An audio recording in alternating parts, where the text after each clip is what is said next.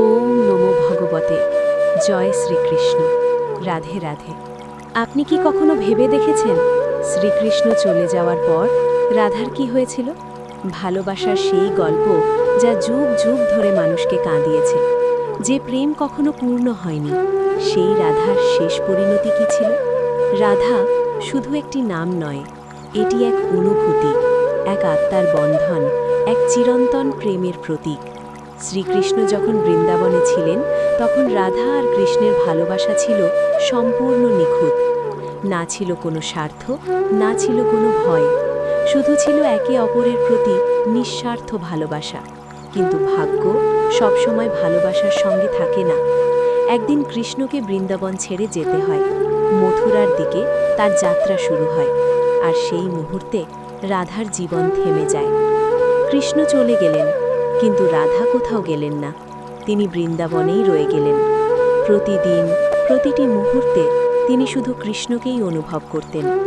যমুনার ধারে দাঁড়ালে তিনি দেখতে পেতেন সেই দিনগুলো, বাঁশির সুর, হাসি, ভালোবাসা।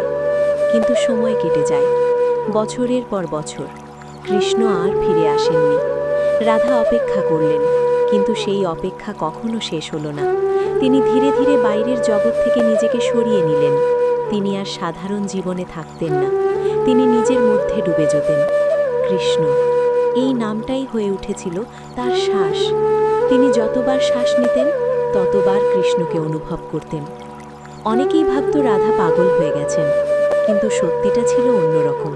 তিনি পাগল হননি, তিনি পৌঁছে গিয়েছিলেন এমন এক স্তরে যেখানে ভালোবাসা আর ভক্তি এক হয়ে যায়, যেখানে আমি আর তুমি থাকে না, শুধু থাকে একতা।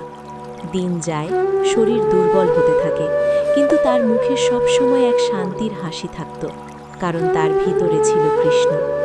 একদিন বিকেলে যমুনার ধারে বসেছিলেন রাধা। আকাশে লাল আভা, চারদিকে শান্তি।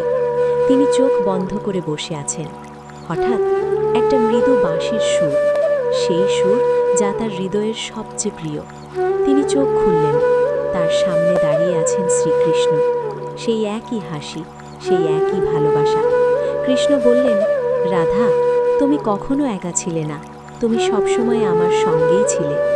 রাধার চোখে জল, কিন্তু মুখে শান্তি। তিনি ধীরে ধীরে চোখ বন্ধ করলেন, আর সেই মুহূর্তে তার আত্মা কৃষ্ণের সঙ্গে এক হয়ে গেল।